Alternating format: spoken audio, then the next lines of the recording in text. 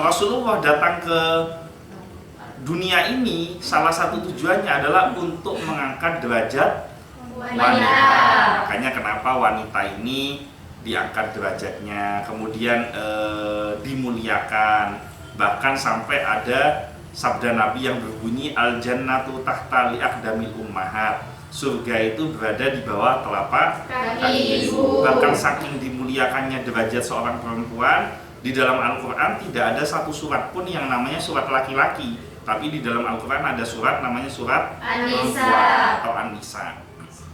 Assalamualaikum warahmatullahi wabarakatuh. Waalaikumsalam warahmatullahi wabarakatuh.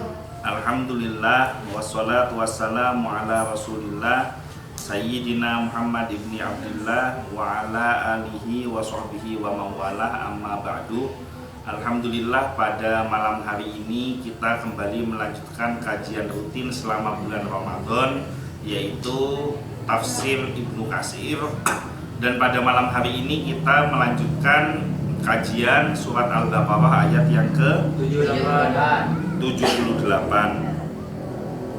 A'udzu billahi minasyaitonir rajim.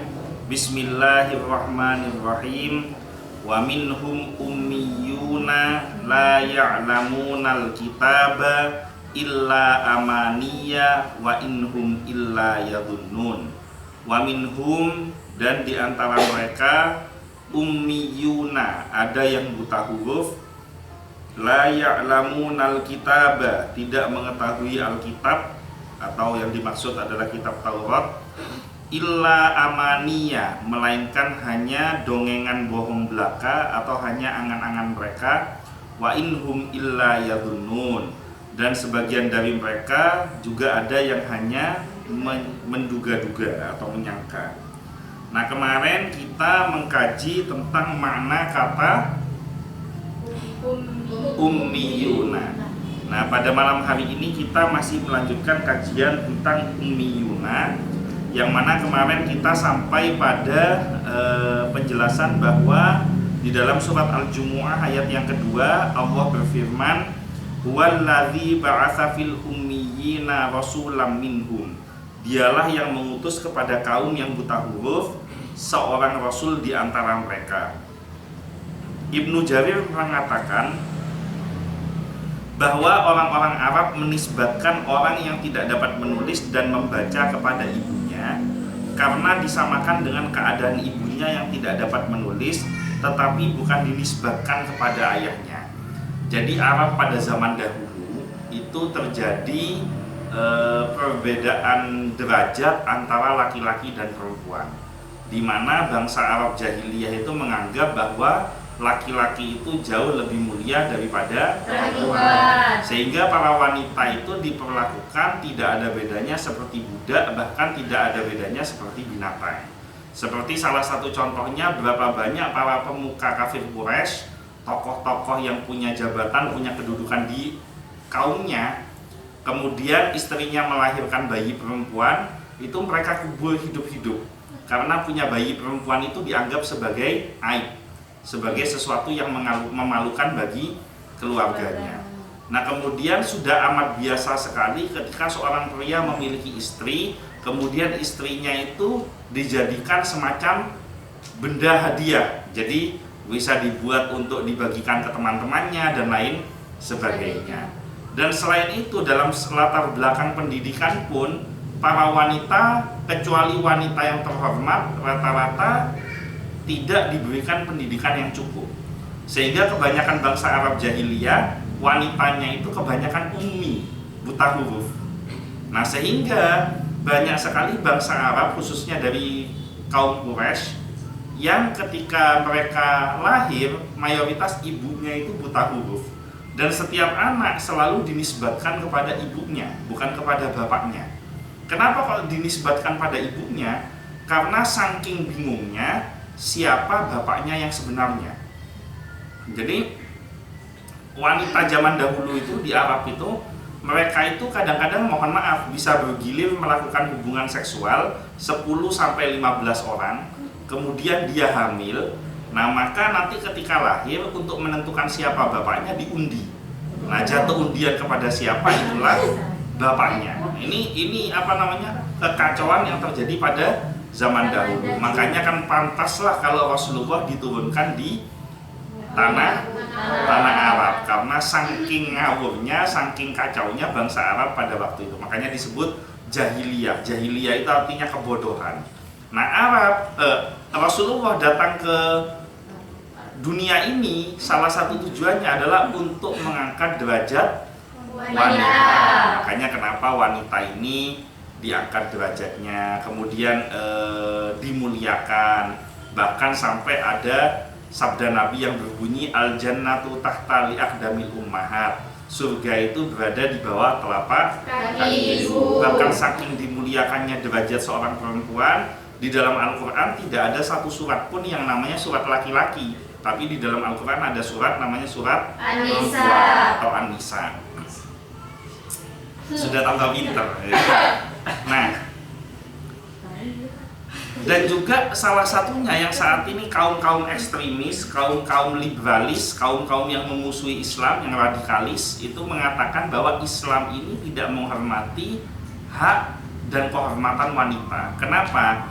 Karena di dalam Islam ada sebuah syariat yang membolehkan poligami, seolah-olah ini tidak menghormati hak seorang wanita.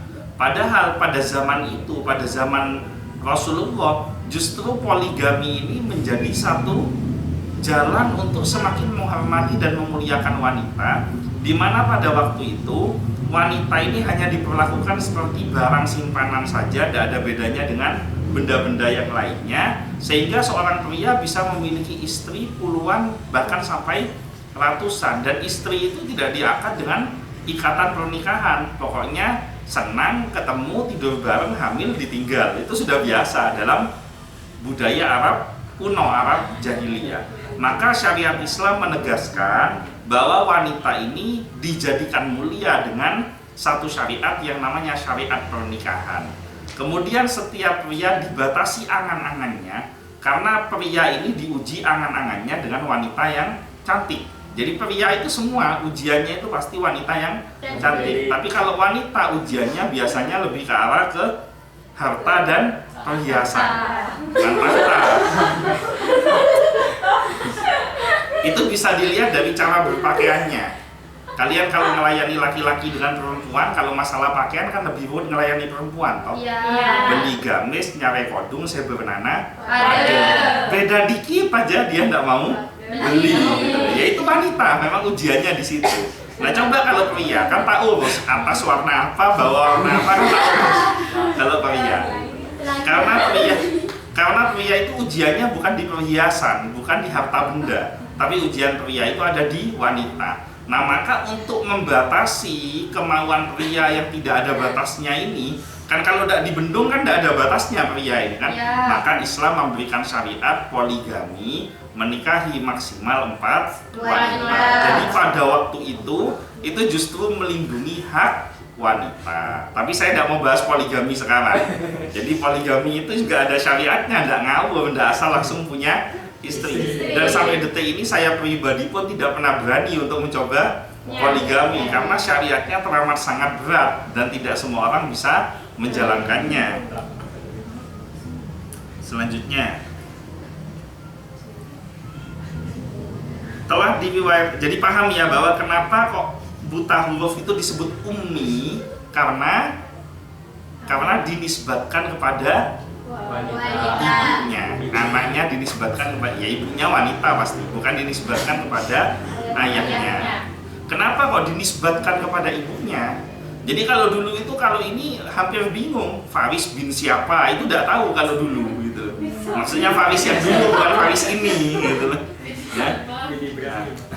Kalau sekarang, nah dengan datangnya Islam, akhirnya nasab itu menjadi terjaga. Seorang anak mengetahui siapa ayahnya. Kalau ibunya pasti tahu gitu, mengetahui siapa ayahnya. Nah dulu itu hanya orang-orang yang terhormat yang tahu siapa bapaknya. Kalau bukan orang terhormat, maka akan terjadi kasus seperti itu. Dia hanya tahu siapa ibunya, dia bingung siapa bapaknya. Makanya dinisbatkan kepada ibunya, bukan dinisbatkan kepada bapaknya. Ya karena itu alasannya. Dan rata-rata wanita zaman dulu tidak dapat baca dan tulis. Telah diriwayatkan dari Ibnu Abbas suatu pendapat yang berbeda dengan pendapat ini, yaitu sebuah riwayat yang diceritakan oleh Abu Quraib.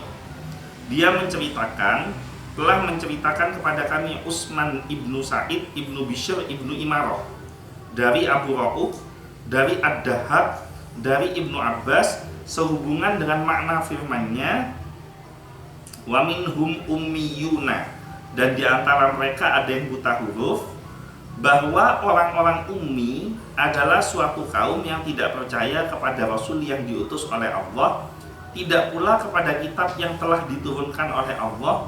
Kemudian mereka menulis suatu kitab dengan tangan mereka sendiri, lalu mereka katakan kepada orang-orang yang bodoh dari kalangan mereka bahwa kitab tersebut dari sisi Allah. Ini pendapat ketiga. Pendapat yang pertama, ummi yang dimaksud itu adalah ummi Ibu. bukan. Ummi yang dimaksud adalah buta huruf. Buta huruf yang dimaksud adalah buta huruf bisa baca kitab Taurat tapi tidak paham maksud dari Taurat. Kemudian ummi yang kedua, walaupun bukan makna dari ayat ini, tapi ummi itu merujuk kepada Rasulullah yang buta huruf. Jadi kalimat ummiyuna itu cemoohan kepada Bani Israel bahwa sesungguhnya yang buta huruf itu adalah Nabi Muhammad, tapi justru yang buta huruf inilah yang bisa menyampaikan kebenaran. Sementara Bani Israel yang tidak buta huruf malah seolah-olah seperti orang yang buta huruf, padahal baca kitab tapi dia seolah-olah tidak tahu isi dari kitab tersebut. Nah, kemudian yang ketiga, menurut dari Ibnu Abbas, bahwa ummi ini adalah orang yang tidak percaya kepada Allah dan Rasulnya, tidak percaya kepada kitab yang diturunkan oleh Allah kepada Rasulnya, dan mereka menulis kitab dengan tangan-tangan mereka sendiri. Jadi bikin Alkitab pakai tangannya sendiri, kemudian setelah menjadi sebuah kitab disampaikan kepada orang-orang yang bodoh dari kalangan mereka, dan dikatakan bahwa kitab ini datangnya dari Allah. Tujuannya adalah untuk dijual dengan harga yang murah untuk kepentingan mereka sendiri. Ini kelompok makna yang ketiga dari kalimat ummi. Ibnu Jarir memberikan komentarnya, telah diberitakan bahwa mereka, orang-orang Yahudi tersebut, menulis sebuah kitab dengan tangan mereka, tetapi setelah itu mereka disebut sebagai orang-orang yang ummi karena keingkaran mereka kepada kitab-kitab Allah dan Rasul-Rasulnya. Kemudian Ibnu Jarir mengatakan pula bahwa takwil ini merupakan takwil yang berbeda dengan apa yang dikenal di dalam percakapan orang-orang Arab dan bahasanya yang telah baku di kalangan mereka. Demikian itu karena istilah ummi artinya ditujukan kepada orang yang tidak dapat membaca dan menulis, yakni buta huruf. Jadi kalau kelompok yang keempat,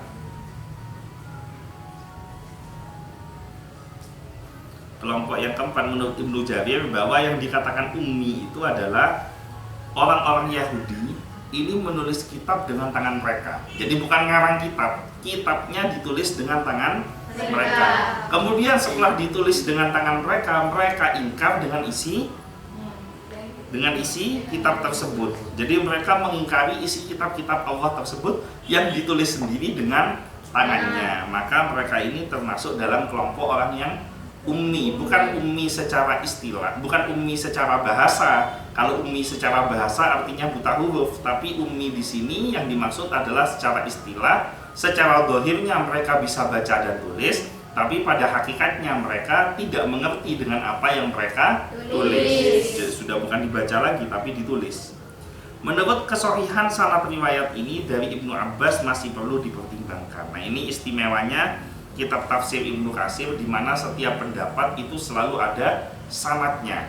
Jadi tiap pendapat itu dari ini ke ini ke ini, kan itu selalu saya sebutkan kan, itu ada sanadnya. Dan selalu ketika ada sanad yang diragukan atau masih perlu dipertimbangkan, akan ada informasi atau pemberitahuan. Istilah zaman sekarang ada note-nya, ada pemberitahuannya bahwa untuk riwayat yang ini sanadnya masih dipertimbangkan, tapi tetap dikemukakan karena ada manfaat yang bisa diambil dari riwayat tersebut.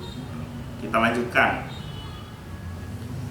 firman Allah, illa amaniya, kecuali apa amaniya?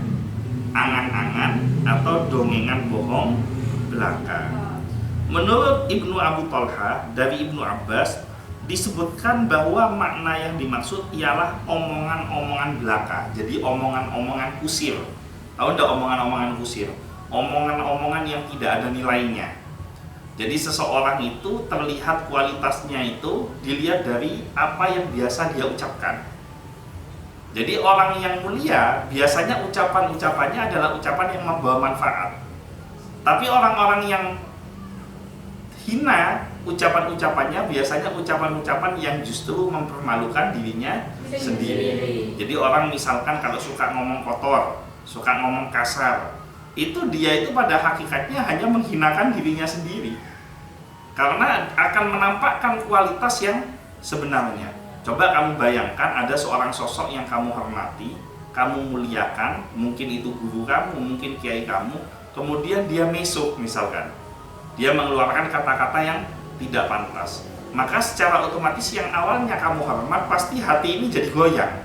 Kok guru saya modelnya kayak gini? Kan gitu toh? Itu guru, apalagi orang biasa. Jadi maksudnya amania di sini omongan-omongan belaka, omongan-omongan yang tidak ada nilainya, omongan-omongan yang tidak ada manfaatnya, omongan-omongan yang hanya mengada-ngada saja. Jadi suka bikin-bikin omongan, itu namanya amania menurut Ibnu Abu Talha. Menurut Ad-Dahhak juga dari Ibnu Abbas, artinya hanya omongan yang keluar dari mulut mereka secara dusta. Sedangkan menurut Mujahid, amania artinya dusta. Jadi menurut Ad-Dahhak, kalau tadi kan omongan-omongan yang tidak ada manfaatnya menurut Ibnu Abu Talha. Menurut Ad-Dahhak, illa amania, amania itu artinya omongan yang keluar dari mulut. Ini tidak ada yang keluar dari mulut kecuali ucapan-ucapan dusta. Jadi orang yang hobinya lecek, suka bohong, itu namanya amania. Jadi tidak keluar ucapan dari mulutnya melainkan perkataan yang dusta, yang bohong. Itu sampai zaman sekarang, sampai yaumil kiamah nanti akan ketemu terus model seperti ini. Jadi hobinya bohong terus. Ciri-cirinya orang suka bohong itu biasanya suka demi Allah ini. Wallahi ini. Billahi, coba pasar-pasar. Pedagang pasar itu coba kan. Billahi, mate kafir kok mengalah untung. Kan ada yang gitu kan. Nah, itu dia mudah, dengan mudahnya apa ngomongnya? Dengan mudahnya menggunakan nama Allah untuk menegaskan kebohongan mereka. Selanjutnya, Abul Aliyah, Ar-Rabi' dan Qatadah mengatakan bahwa maknanya adalah apa yang mereka katakan itu hanyalah angan-angan belaka yang mereka harapkan dari Allah, padahal mereka sama sekali tidak berhak untuk mendapatkannya. Jadi yang disampaikan itu adalah apa yang dia inginkan, seolah-olah dia sudah mendapatkan, padahal itu bukan hak dia. Misalkan tukang parkir, profesinya tukang parkir, punya lahan parkir, datanglah mobil macam-macam parkir, ada mobil yang murah, ada mobil yang bagus. Nah, itu punya angan-angan, amania dia. Jadi awas, jangan pegang-pegang mobil saya, padahal mobil yang numpang di parkirannya. Nah, itu namanya amania. Jadi merasa memiliki sesuatu yang bukan miliknya. Ya sama, seorang laki-laki yang terlalu obsesif. Ketika dia menyukai seorang wanita, seolah-olah wanita itu sudah menjadi istrinya. Padahal belum tentu istrinya wanitanya mau. Itu hanya sekedar amania saja. Jadi kalau dalam istilah sekarang itu namanya cinta bertepuk sebelah. Nah, ini Bani Israil itu seperti itu. Jadi dia punya angan-angan, harapan tentang kemuliaan-kemuliaan Allah yang diberikan kepada bangsanya, padahal itu bukan haknya. Jadi Nabi SAW itu seolah-olah berada di angan-angan mereka bahwa itu adalah dari kalangan bangsanya mereka. Ternyata tidak, Allah menakdirkan turun dari bangsa yang bukan bangsanya mereka. Ya betul, bangsa Arab. Yang betul bangsa Arab. Ini saya ngisi kajian di sini saya paling seneng. Kenapa? Karena jamaahnya tidak terlalu banyak tapi ramai terus. Tiap saya ngomong mesti disambung. Walaupun kadang-kadang salah dan seringnya salah. Dan gembira lagi kalau salah. Selanjutnya saya lanjutkan ya. Abdurrahman ibnu Zaid ibnu Aslam mengatakan bahwa maknanya adalah mereka berangan-angan dan mengatakan kami adalah ahli kitab, padahal kenyataannya mereka bukan termasuk ahli kitab. Jadi mereka itu amania, menyampaikan seolah-olah mereka itu adalah orang yang sangat menguasai Alkitab, sangat memahami Taurat, padahal kenyataannya mereka bukan ahli kitab, ahli Taurat.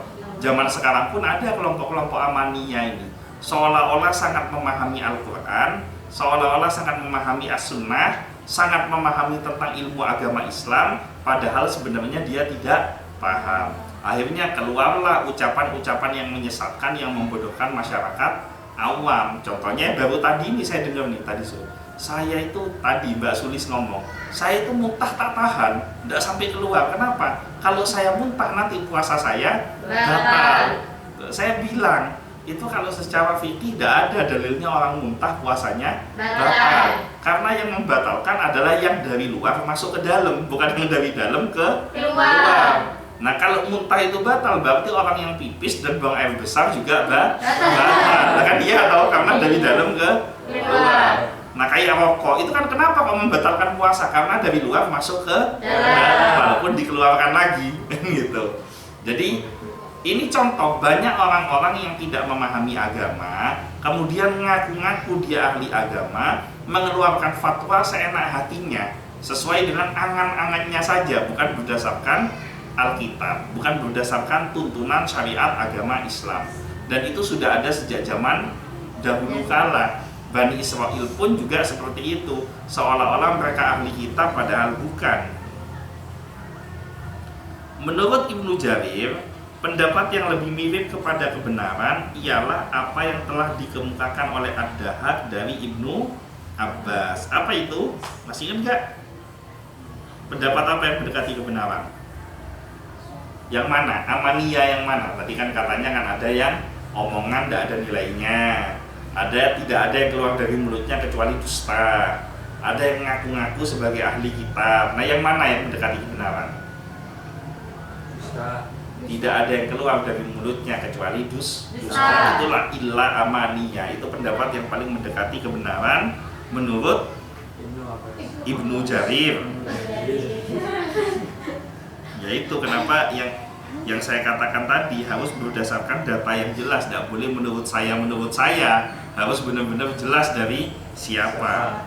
Sunaid meriwayatkan dari Hajjaj, dari Ibnu Juraij, dari Mujahid sehubungan dengan firman-Nya, dan di antara mereka wa minhum ummiyuna la ya'lamunal kitaba illa amaniya, kecuali dongengan bohong belaka. Yang dimaksud adalah segolongan orang dari kalangan orang-orang Yahudi yang tidak mengetahui Alkitab atau Taurat barang sedikit pun, dan mereka berbincang-bincang hanya dengan dugaan belaka tanpa dasar dari kitabullah, mengatakan bahwa omongan bohong mereka tersebut adalah dari Alkitab, padahal yang mereka katakan itu hanyalah omongan dusta belaka yang mereka duga-duga. Hal yang semisal telah diriwayatkan oleh Al-Hasan Al-Basri. Jadi maksudnya segolongan orang-orang Yahudi yang mereka tidak mengetahui Alkitab sedikit pun, tapi mereka ngomong sesuai dengan angan-angan pikiran mereka dan mengatakan ini di dalam Al-Quran, di dalam Alkitab ada, Allah telah berfirman. Padahal angan-angan mereka yang mengatakan, bukan Allah yang berfirman. Mujahid mengatakan, sesungguhnya orang-orang ummi itu ialah kaum yang disebutkan ciri-cirinya oleh Allah, bahwa mereka tidak sedikit pun memahami kitab yang telah diturunkan oleh Allah kepada Nabi Musa, tetapi mereka membuat-buat kedustaan dan kebatilan serta kedustaan dan kepalsuan. Dengan demikian, berarti makna tamanni atau amania dalam ayat ini ialah membuat-buat kedustaan dan kepalsuan. Termasuk ke dalam pengertian ini ada sebuah riwayat yang bersumber dari sahabat Utsman bin Affan, disebutkan bahwa ia pernah mengatakan, aku tidak pernah bersyair, tidak pernah pula membuat kebatilan, serta aku tidak pernah membuat kedustaan. Jadi Mujahid ini mengatakan bahwa makna amaniyah adalah membuat-buat kedustaan dan kebatilan atau kedustaan dan kepalsuan. Jadi apa yang diucapkan dusta dan batil, dusta dan palsu. Menurut suatu pendapat yang dimaksud dengan makna illa amaniyah dibaca dengan tasdid dan takhfif. Tasdid itu apa? Tasdid double, ganda. Kamu kalau di dalam bacaan itu kan ada tasdid. Iya, nah ya-nya itu tasdid. Itu namanya. Nah, kemudian takhfif, apa arti takhfif? Ada takhfif, ada tarqiq. Ini pelajaran tajwid. Ada takhfif, ada tarqiq. Tarqiq artinya tipis. Berarti kalau takhfif artinya tebal. Jadi dibaca dengan tasdid dan takhfif. Digandakan, ada penekanan dan dibaca tebal. Ialah illa tilawatan. Jadi maksudnya illa amaniyah, niyah itu kan niyah ya tasdid, kemudian ada penekanan takhfif. Takhfif itu tebal. Makna dari illa amaniyah itu seolah-olah adalah illa tilawatan. Ada yang tahu tilawah itu artinya apa? Ngaji. Tilawah. Nah, itu kalau orang awam taunya tilawah ngaji. Tilawah itu bacaan. Jadi tilawah itu maksudnya bacaan. Lomba tilawah, lomba bacaan Al-Quran. Illa tilawatan artinya hanyalah bacaan belaka. Berdasarkan pengertian ini, berarti istisna yang ada bersifat mungkoti. Saya tidak jelasin, sudah pasti tidak ngerti juga. Orang tasdid, takhfif, tarqiq aja kalian bingung, masa mau dijelasin istisna dan mungkoti, nanti tambah bingung. Intinya begini, para pendukung pendapat ini memperkuat pendapatnya berdalil kepada firman Allah di dalam surat Al-Hajj ayat 52 yang mengatakan, melainkan apabila ia hendak membaca, maka setan pun memasukkan godaan-godaan terhadap bacaannya. Hingga akhir ayat menurut orang yang mengartikan la manna dengan makna ta'ala, yakni membaca.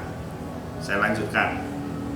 Muhammad ibnu Ishaq telah meriwayatkan kepadanya Muhammad ibnu Abu Muhammad dari Ikrimah atau Sa'id ibnu Jubair dari Ibnu Abbas sehubungan dengan firman-Nya, mereka tidak mengetahui Alkitab atau Taurat kecuali dongengan-dongengan bohong belaka, dan mereka hanya menduga-duga. Ini sampai illa yadunnun ya. Artinya mereka tidak mengetahui apa yang terkandung di dalam kitabullah, dan mereka menemukan kenabian Rasulullah SAW hanya dengan menduga-duga saja sehubungan dengan makna firman-Nya wa inhum illa yadunnun. Jadi mereka nggak tahu isinya Taurat apa, cuma katanya akhirnya menduga. Itu sama dengan ceritanya orang buta nyanyi lagu Bintang Kecil. Tahu gimana orang buta nyanyi lagu Bintang Kecil? Bintang kecil katanya kan buta, nggak tahu. Di langit yang, nah itu yang ngasih tahu itu bodoh tuh. Masa di langit yang biru, namanya bintangnya di langit hitam, masa di langit biru.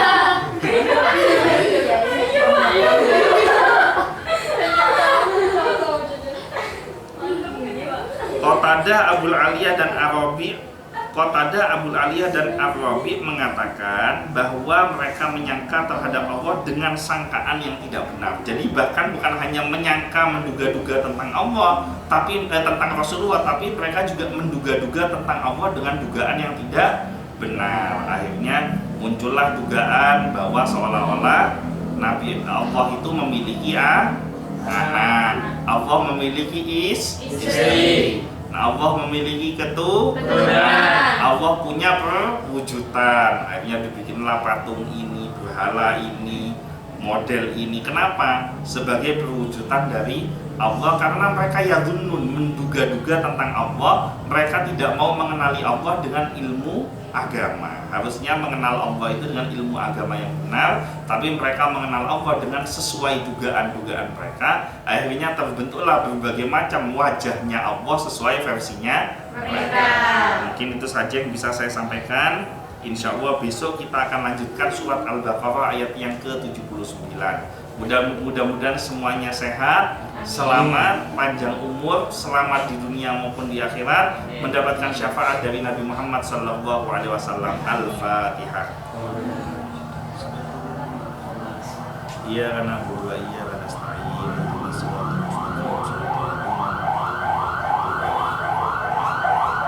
Sekian dari saya, kurang lebihnya mohon maaf. Wallahul muwaffiq ila aqwamit thoriq, wabillahi taufiq wal hidayah. Wassalamualaikum warahmatullahi wabarakatuh.